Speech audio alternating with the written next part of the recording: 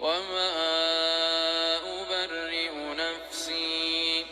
إن النفس لأمارة بالسوء إلا ما رحم ربي إن ربي غفور رحيم. وقال الملك ائتوني به أستخلصه لنفسي فلما كلمه قال إنك اليوم لدينا مكين أمين. قال اجعلني على خزائن الأرض إني حفيظ عليم. وكذلك مكنا ليوسف في الأرض يتبوأ منها حيث يشاء نصيب برحمتنا من نشاء ولا نضيع أجر المحسنين. ولأجر الآخرة خير للذين آمنوا وكانوا يتقون. وجاء إخوة يوسف فدخلوا عليه فعرفهم وهم له منكرون. ولما جهزهم بجهازهم قال ائتوني بأخ لكم من أبيكم ألا ترون أني أوفي الكيل وأنا خير المنزلين. فإن لم تأتوني به فلا كيل لكم عندي ولا تقربون. قالوا سنراود عنه أباه وإنا لفاعلون. وقال لفتيانه اجعلوا بضاعتهم في رحالهم لعلهم يعرفونها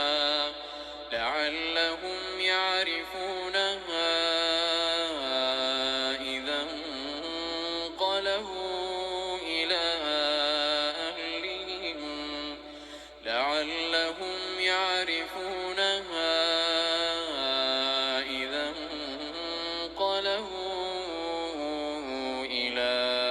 أهلهم لعلهم يرجعون. فلما رجعوا إلى أبيهم قالوا يا أبانا منع منا الكيل فأرسل معنا أخانا نكتل وإنا له لحافظون. قال هل آمنكم عليه إلا كما أمنتكم على أخيه من قبل فالله خير حافظا وهو أرحم الراحمين. ولما فتحوا متاعهم وجدوا بضاعتهم ردت إليهم قالوا يا أبانا ما نبغي هذه بضاعتنا ردت إلينا ونمير أهلنا ونحفظ أخانا ونزداد كيل بعير ذلك كيل يسير. قال لن أرسله معكم حتى تؤتون موثقا من الله لتأتونني به إلا أن يحاط بكم. فلما آتوه موثقا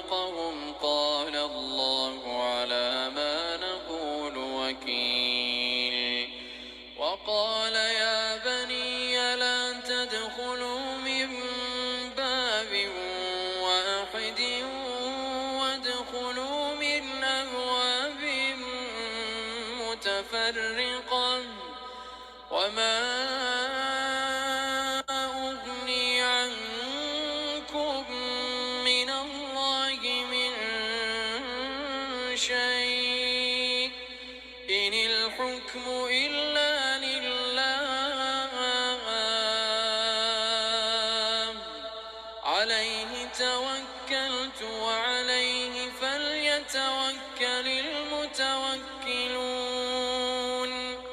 ولما دخلوا من حيث أمرهم أبوهم ما كان يغني عنهم من الله من شيء إلا حاجة في نفس يعقوب قضاها وإنه لذو علم لما علمناه ولكن أكثر الناس لا يعلمون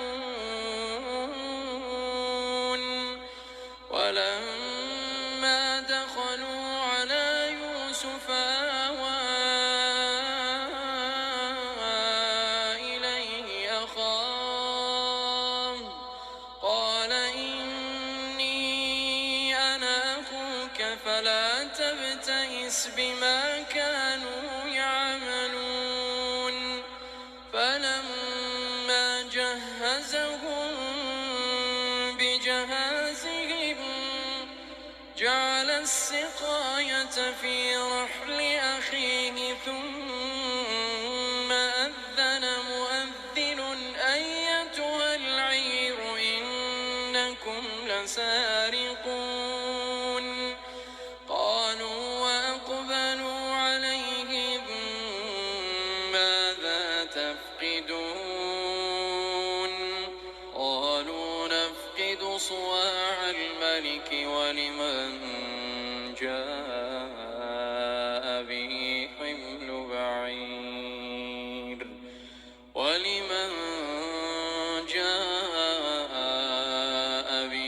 حمل بعير وأنا به زعيم قالوا تالله لقد علمتم ما جئنا لنفسد في الأرض وما كنا سارقين قالوا فما جزاؤه إن كنتم كاذبين قالوا جزاؤه من وجد في رحله فهو جزاؤه كذلك نجزي الظالمين فبدأ بأوعيتهم قبل وعاء أخيه ثم استخرجها من وعاء أخيه كذلك كدنا ليوسف ما كان ليأخذ أخاه في دين الملك إلا أن يشاء الله نرفع درجات من نشاء وفوق كل ذي علم عليم قالوا إن يسرق فقد سرق أخ له من قبل فأسرها يوسف في نفسه ولم يبدها لهم قال أنتم شر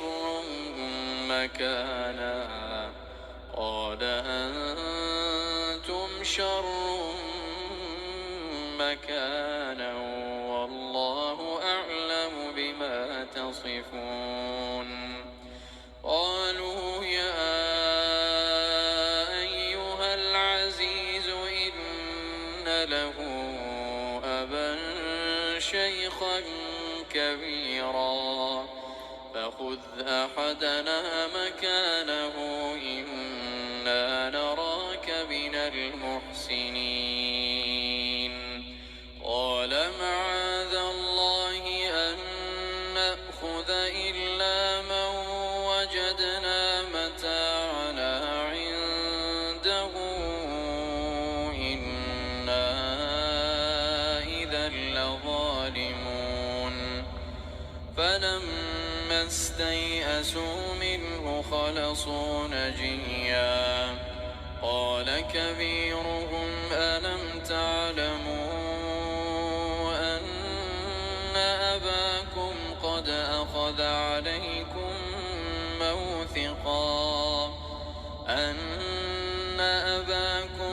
أخذ عليكم موثقا من الله ومن قبل ما فرطتم في يوسف فلن أبرح الأرض حتى يأذن لي أبي أو يحكم الله لي وهو خير الحاكمين ارجعوا إلى أبيكم فقولوا يا أبانا إن ابنك سرق وما شهدنا إلا بما علمنا وما كنا للغيب حافظين واسأل القرية التي كنا فيها والعير التي أقبلنا فيها وإنا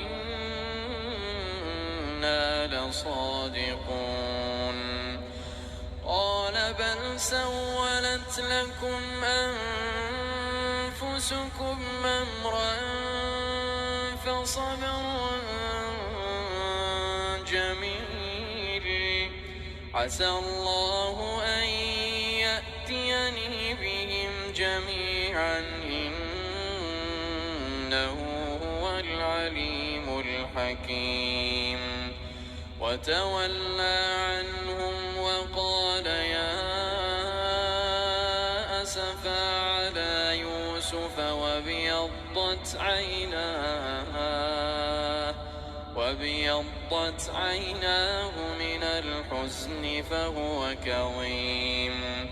قالوا تالله تفتأ تذكر يوسف حتى تكون حرضا أو تكون من الهالكين قال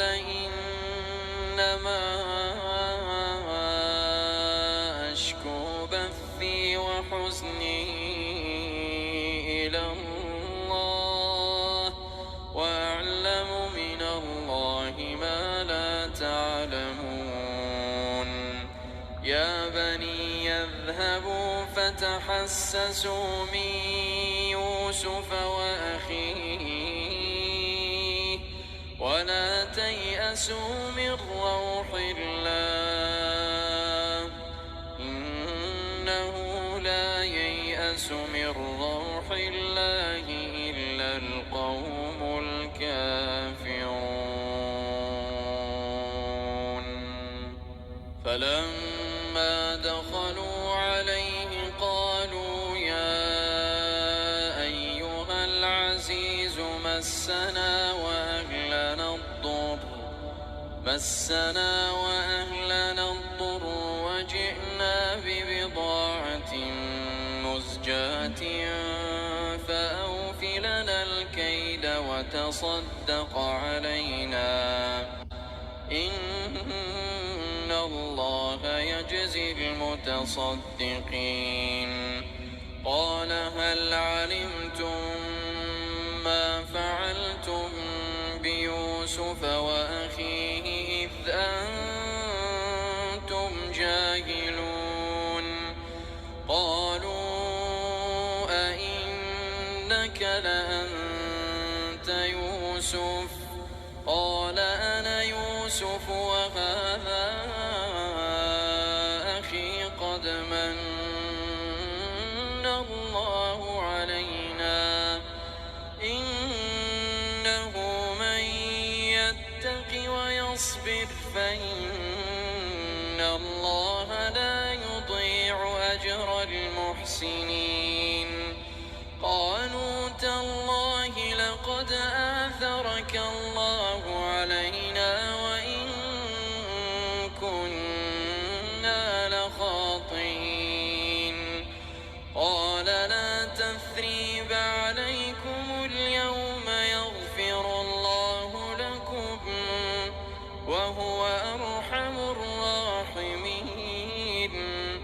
اذهبوا بقميصي هذا فألقوه على وجه أبي يأت بصيرا وأتوني بأهلكم أجمعين. ولما فصلت العير قال أبوهم إني لأجد ريح يوسف لولا أن تفندون. قالوا تالله إنك لفي ضلالك القديم. فلما أن جاء البشير ألقاه على وجهه فارتد بصيرا قال ألم أقل لكم إني أعلم من الله ما لا تعلمون. قالوا يا أبانا استغفر لنا ذنوبنا إنا كنا خاطئين. قال سوف أستغفر لكم ربي إنه هو الغفور الرحيم. فلما دخلوا على يوسف آوى إليه أبويه وقال ادخلوا مصر إن شاء الله آمنين. ورفع أبويه على العرش وخروا له سجدا وقال يا أبت هذا تأويل رؤياي من قبل قد جعلها ربي حقا وقد أحسن بي إذ أخرجني من السجن وجاء بكم من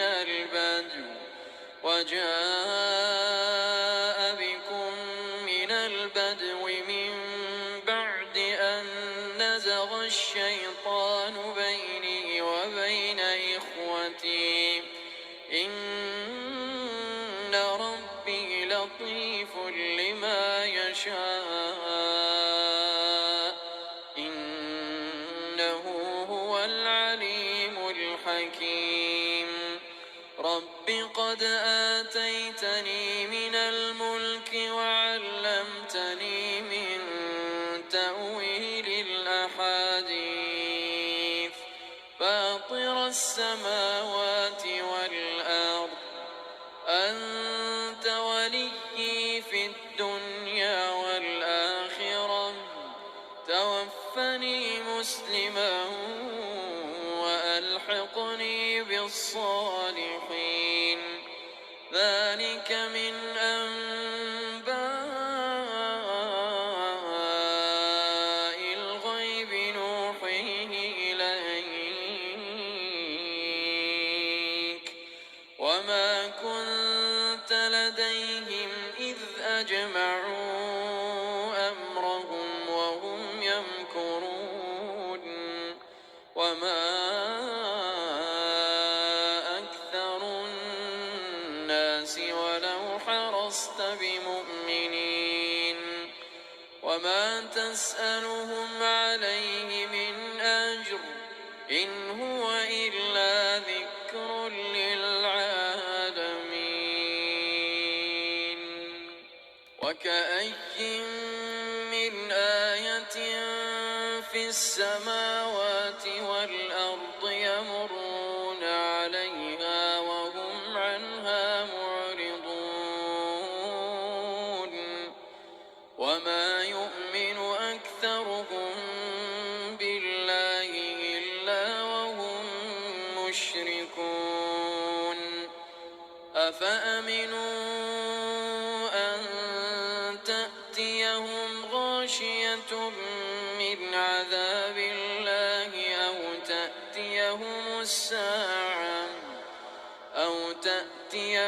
الساعة بغتة وهم لا يشعرون قل هذه سبيلي أدعو إلى الله على بصيرة أنا ومن اتبعني وسبحان الله وما أنا من المشركين وما أرسلنا من قبلك إلا رجالا نوحي إليهم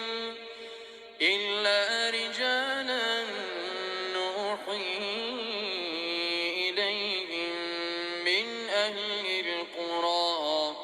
أفلم يسيروا في الأرض فينظروا كيف كان عاقبة الذين من قبلهم ولدار الآخرة خير للذين اتقوا أفلا تعقلون حتى إذا استيأس الرسل وظنوا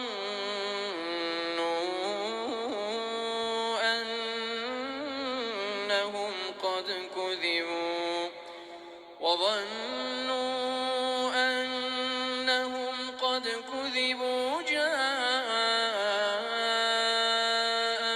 نصرنا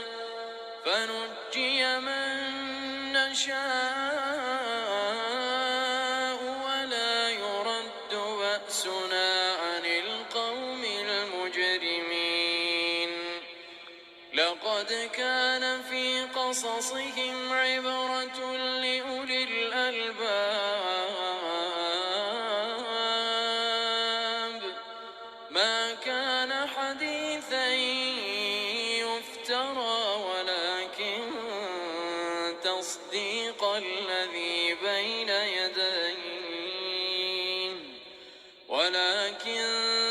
تصديق الذي بين يديه وتفصيل كل شيء وهدى ورحمة لقوم يؤمنون.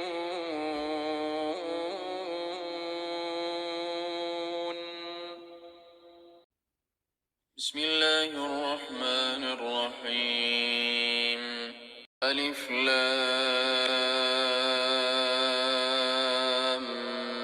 ميم را تلك آيات الكتاب والذي أنزل إليك من ربك الحق ولكن أكثر الناس لا يؤمنون. الله الذي رفع السماوات بغير عمد ترونها ثم استوى على العرش وسخر الشمس والقمر كل يجري لأجل مسمى يدبر الأمر يفصل الآيات لعلكم بلقاء ربكم توقنون. وهو الذي مد الأرض وجعل فيها رواسي وأنهارا ومن كل الثمرات جعل فيها زوجين اثنين يغشي الليل النهار إن في ذلك لآيات لقوم يتفكرون. وفي الأرض قطع متجاورات وجنات من أعناب وزرع ونخيل صنوان وغير صنوان يسقى بماء واحد ونفضل بعضها على بعض في الأكل إن في ذلك لآيات لقوم يعقلون وإن تعجب فعجب قولهم أإذا كنا ترابا أإنا لفي خلق جديد أولئك الذين كفروا بربهم وأولئك الأغلال في أعناقهم وأولئك أصحاب النار هم فيها خالدون ويستعجلونك بالسيئة قبل الحسنة وقد خلت من قبلهم المثلات وإن ربك لذو مغفرة للناس على ظلمهم وإن ربك لشديد العقاب ويقول الذين كفروا لولا أنزل عليه آية من ربه إنما أنت منذر ولكل قوم هاد الله يعلم ما تحمل كل أنثى وما تغيض الأرحام وما تزداد وكل شيء عنده بمقدار عالم الغيب والشهادة الكبير المتعال سواء منكم من أسر القول ومن جهر به ومن هو مستخف بالليل وسارب بالنهار له معقبات من بين يديه ومن خلفه يحفظونه من أمر الله إن الله لا يغير ما بقوم حتى يغيروا ما بأنفسهم وإذا أراد الله بقوم سوءا فلا مرد له وما لهم من دونه من وال هو الذي يريكم البرق خوفا وطمعا وينشئ السحاب الثقال ويسبح الرعد بحمده والملائكة من خيفته ويرسل الصواعق فيصيب بها من يشاء وهم يجادلون في الله وهو شديد المحال له دعوة الحق والذين يدعون من دونه لا يستجيبون لهم بشيء إلا كباسط كفيه إلى الماء ليبلغ فاه وما هو ببالغه وما دعاء الكافرين إلا في ضلال ولله يسجد من في السماوات والأرض طوعا وكرها وظلالهم بالغدو والآصال قل من رب السماوات والأرض قل الله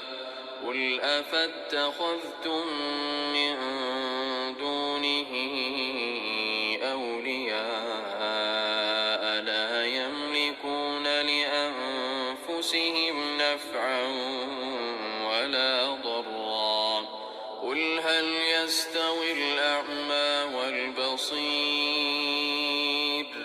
أم هل تستوي الظلمات والنور أم جعلوا لله شركاء خلقوا كخلقه فتشابه الخلق عليهم قل الله خالق كل شيء وهو الواحد القهار أنزل من السماء ماء فسالت أودية بقدرها فاحتمل السيل زبدا رابيا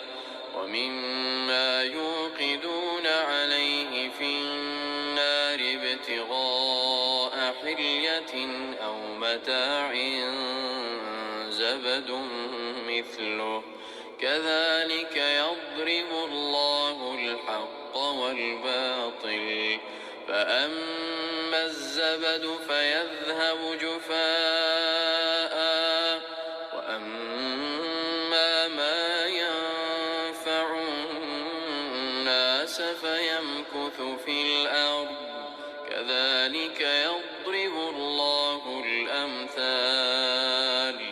للذين استجابوا لربهم الحسنى والذين لم يستجيبوا له لو أن لهم ما في الأرض جميعا ومثله معه لافتدوا به أولئك لهم سوء الحساب ومأواهم جهنم وبئس المهاد أفمن يعلم أنما أنزل إليك من ربك الحق كمن هو أعمى إنما يتذكر أولو الألباب الذين يوفون بعهد الله ولا ينقضون الميثاق والذين يصلون ما أمر الله به أن يوصل ويخافون سوء الحساب والذين صبروا ابتغاء وجه ربهم وأقاموا الصلاة وأنفقوا مما رزقناهم سرا وعلانية ويدرؤون بالحسنة السيئة أولئك لهم عقبى الدار جنات عدن يدخلونها ومن صلح من آبائهم وأزواجهم وذرياتهم والملائكة يدخلون عليهم من كل باب سلام عليكم بما صبرتم فنعم عقبى الدار والذين ينقضون عهد الله من بعد ميثاقه ويقطعون ما أمر الله به أن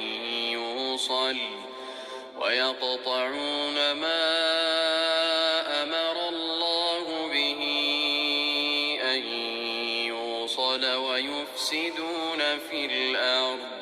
أولئك لهم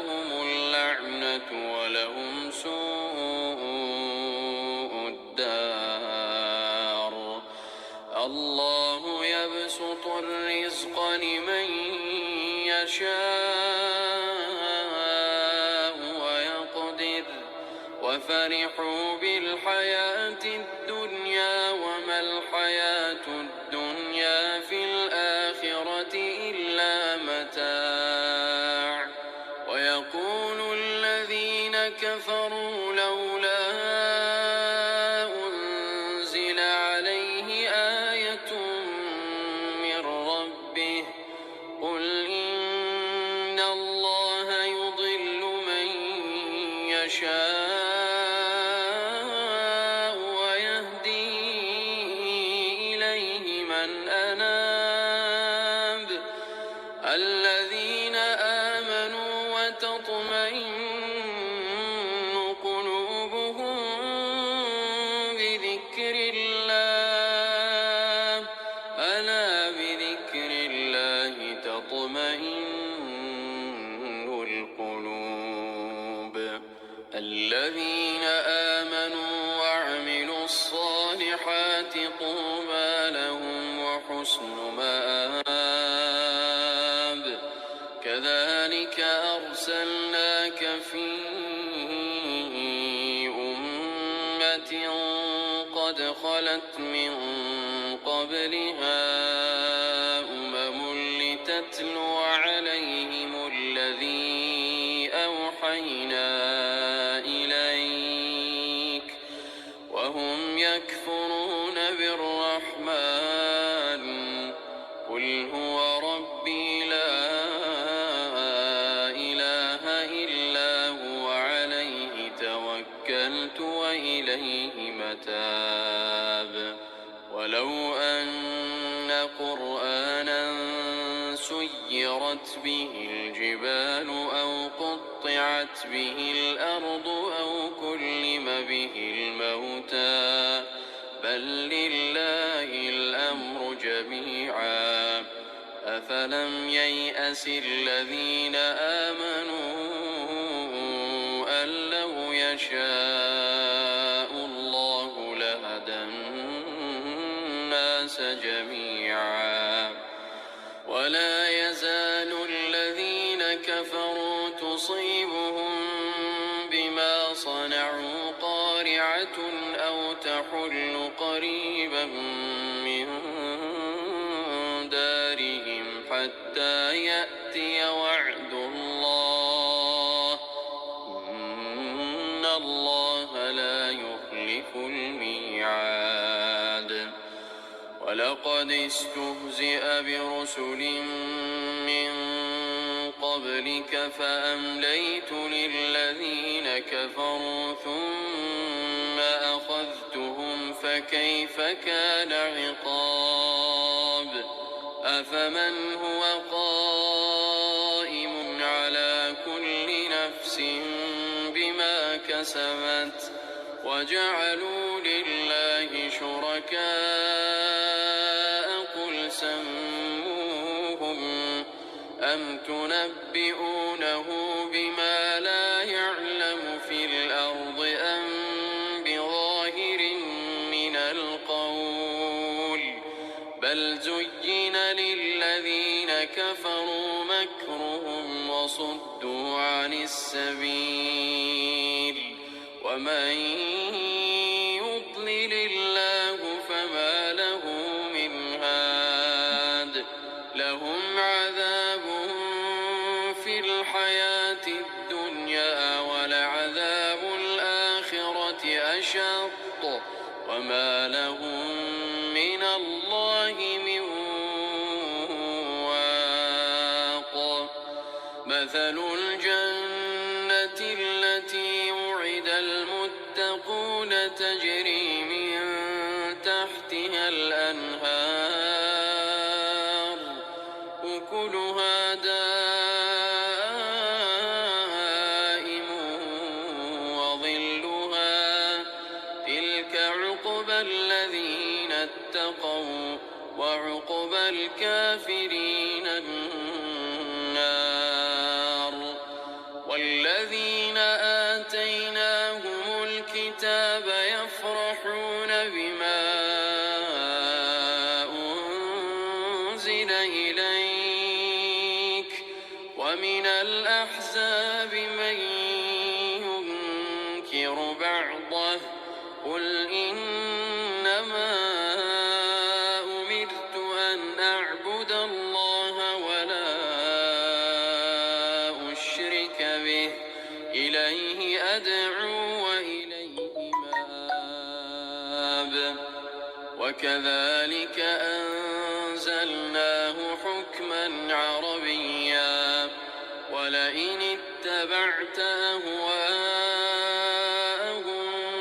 بعدما جاءك من العلم ما لك من الله من ولي ولا واق ولقد أرسلنا رسلا من قبلك وجعلنا لهم أزواجا وذريا وما كان لرسول أن يأتي بآية إلا بإذن الله لكل أجل كتاب يمحو الله ما يشاء ويثبت وعنده أم الكتاب وإما نرينك بعض الذي نعدهم أو نتوفينك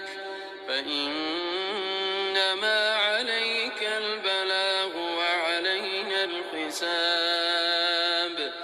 أولم يروا أنا نأتي الأرض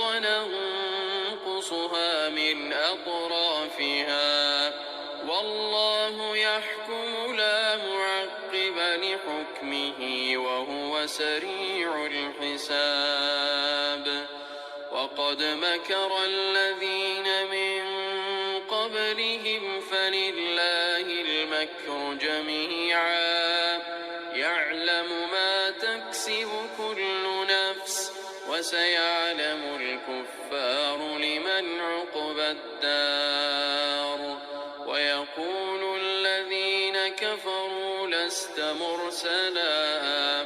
قل كفى بالله شهيدا بيني وبينكم ومن عنده علم الكتاب بسم الله الرحمن الرحيم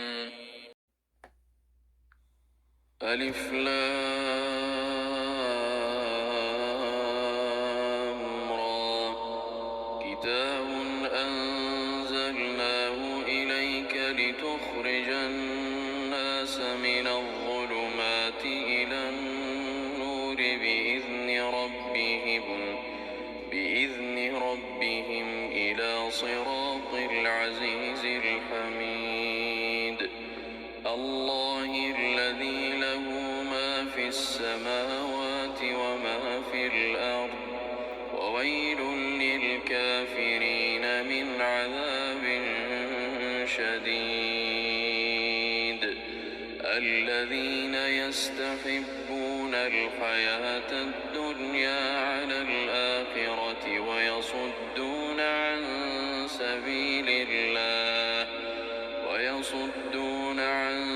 سبيل الله ويبغونها عوجا أولئك في ضلال بعيد وما أرسلنا من رسول إلا بلسان قومه ليبين لهم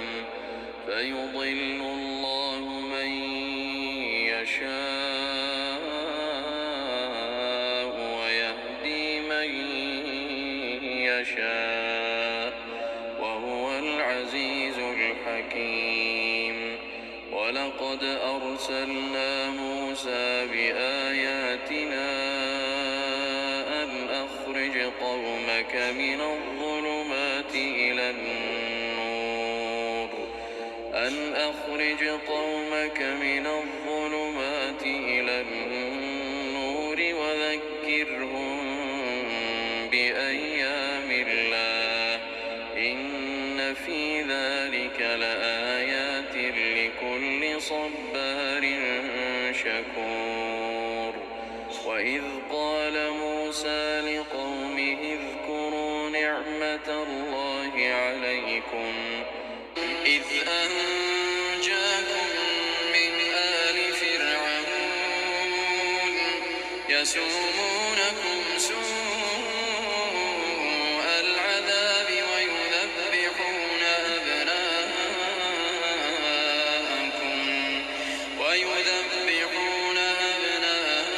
أبناءكم ويستحيون نساءكم وفي ذلكم بلاء من ربكم عظيم وإذ تأذن ربكم لئن شكرتم لأزيدنكم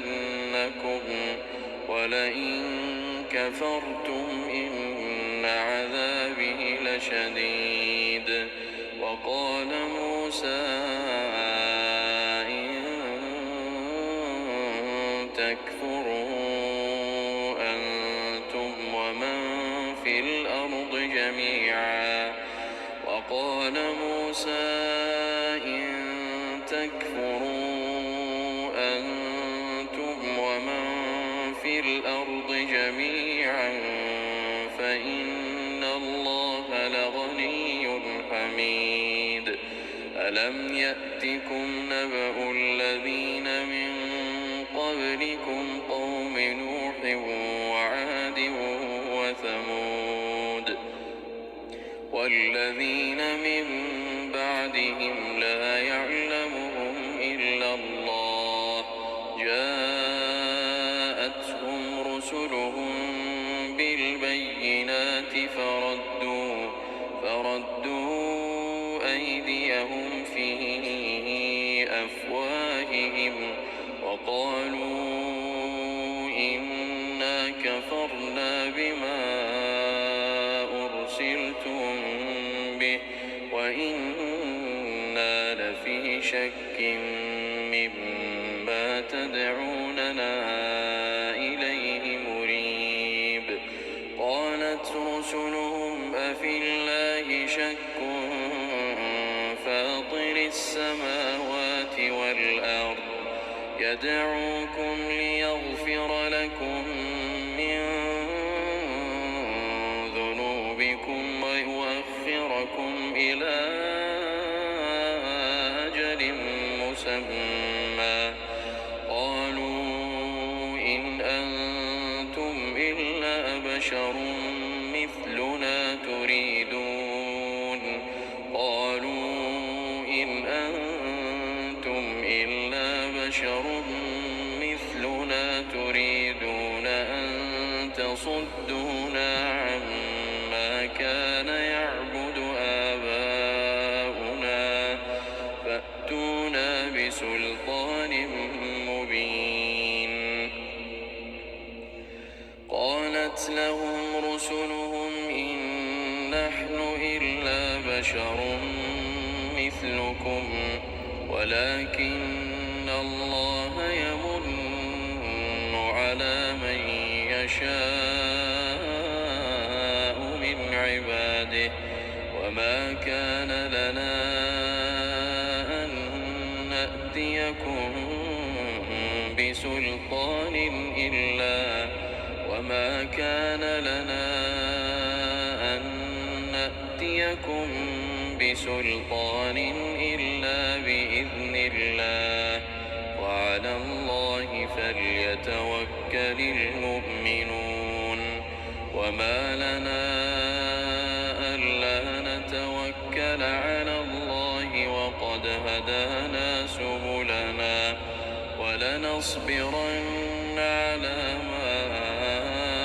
آذيتمونا وعلى الله فليتوكل المتوكلون قال الذين كفروا لرسلهم لنخرجنكم من أرضنا أو لتعودن في ملتنا فأوحى إليهم ربهم لنهلكن الظالمين ولنسكننكم الأرض من بعدهم ذلك لمن خاف مقامي وخاف وعيد واستفتحوا وخاب كل جبار عنيد من ورائه جهنم ويسقى من ماء صديد يتجرعه ولا يكاد يسيغه ويأتيه الموت من كل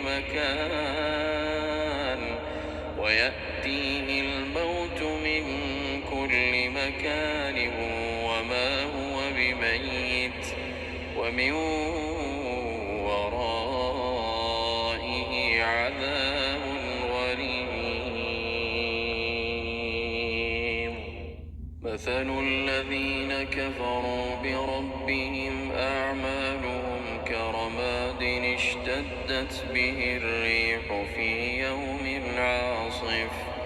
لا يقدرون مما كسبوا على شيء ذلك هو الضلال البعيد ألم تر أن الله خلق السماوات والأرض بالحق إن يشأ يذهبكم ويأت بخلق جديد وما ذلك على الله بعزيز وبرزوا لله جميعا فقال الضعفاء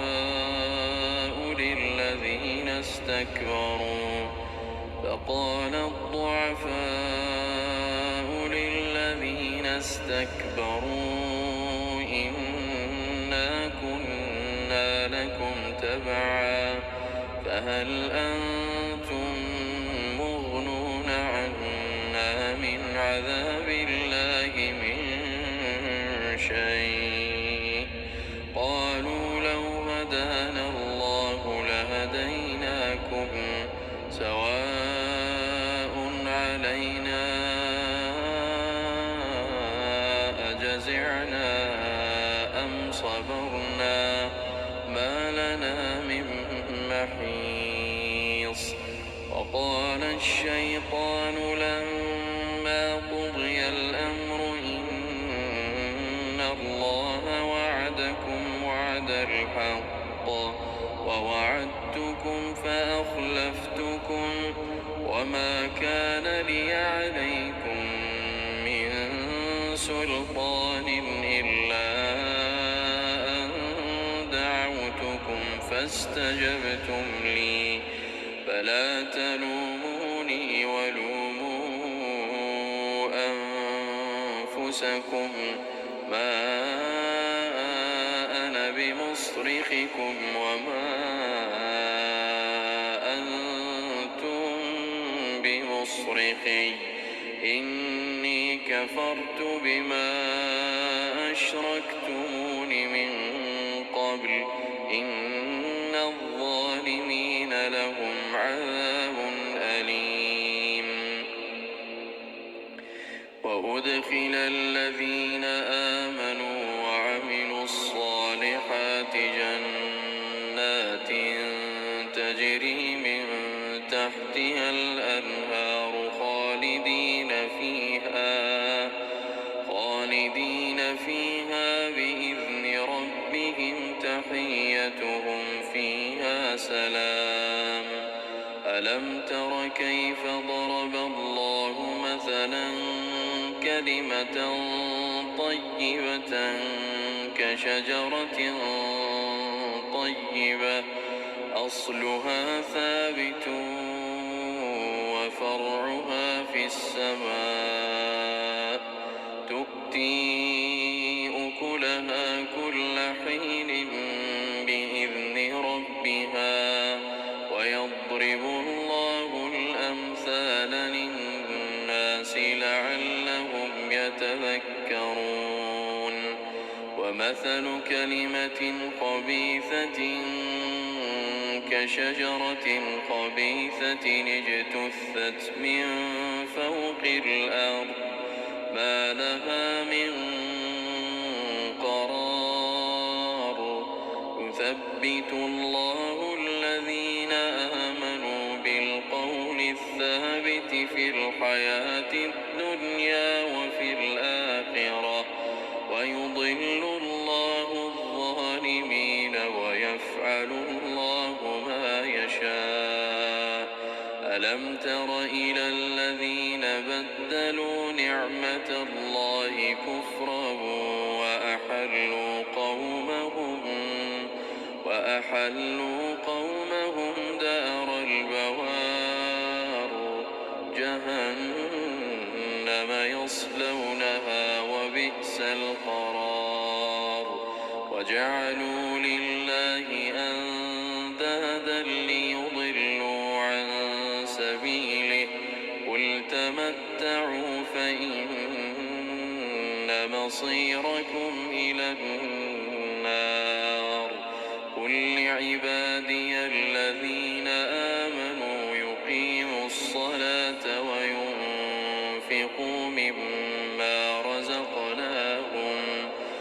وينفقوا مما رزقناهم سرا وعلانية من قبل أن يأتي يوم لا بيع فيه ولا خلال الله الذي خلق السماوات والأرض وأنزل من السماء ماء فأخرج به من الثمرات رزقا لكم وسخر لكم الفلك لتجري في البحر بأمره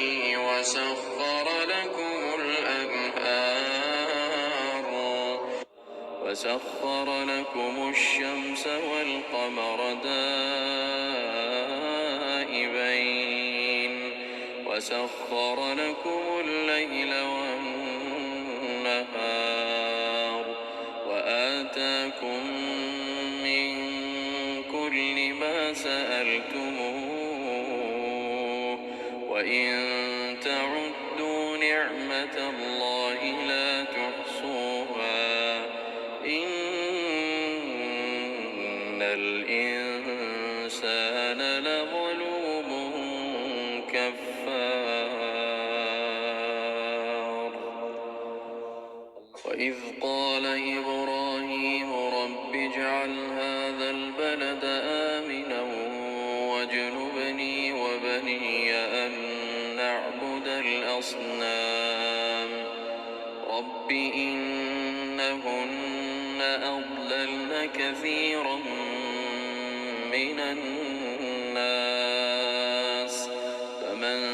تبعني فإنه مني ومن عصاني فإنك غفور رحيم ربنا إني أسكنت من ذريتي بواد غير ذي زرع عند بيتك المحرم ربنا ليقيموا الصلاة فاجعل أفئدة من الناس تهوي إليهم وارزقهم من الثمرات لعلهم يشكرون ربنا إنك تعلم ما نخفي وما نعلن وما يخفى على الله من شيء في الأرض ولا الحمد لله الذي وهب لي على الكبر إسماعيل وإسحاق إن ربي لسميع الدعاء رب اجعلني مقيم الصلاة ومن ذريتي ربنا وتقبل دعاء ربنا اغفر لي ولوالدي وللمؤمنين يوم يقوم الحساب ولا تحسبن الله غافلا عما يعمل الظالمون إنما يؤخرهم ليوم تشخص فيه الأبصار مهطعين مقنعي رؤوسهم لا يرتد إليهم طرفهم وأفئدتهم هواء وأنذر الناس يوم يأتيهم العذاب فيقول الذين ظلموا ربنا أخرنا إلى أجل قريب نجب دعوتك ونتبع الرسل أولم تكونوا أقسمتم من قبل ما لكم من زوال وسكنتم في مساكن الذين ظلموا أنفسهم وتبين لكم كيف فعلنا بهم وضربنا لكم الأمثال وقد مكروا مكرهم وعند الله مكرهم وإن كان مكرهم لتزول منه الجبال فلا تحسبن الله مخلف وعده رسله إن الله عزيز ذو انتقام يوم تبدل الأرض غير الأرض والسماوات وبرزوا لله الواحد القهار وترى المجرمين يومئذ مقرنين في الأصفاد سرابيلهم من قطران وتغشى وجوههم النار ليجزي الله كل نفس ما كسبت إن الله سريع الحساب هذا بلاغ للناس ولينذروا به وليعلموا أنما هو إله واحد وليذكر أولو الألباب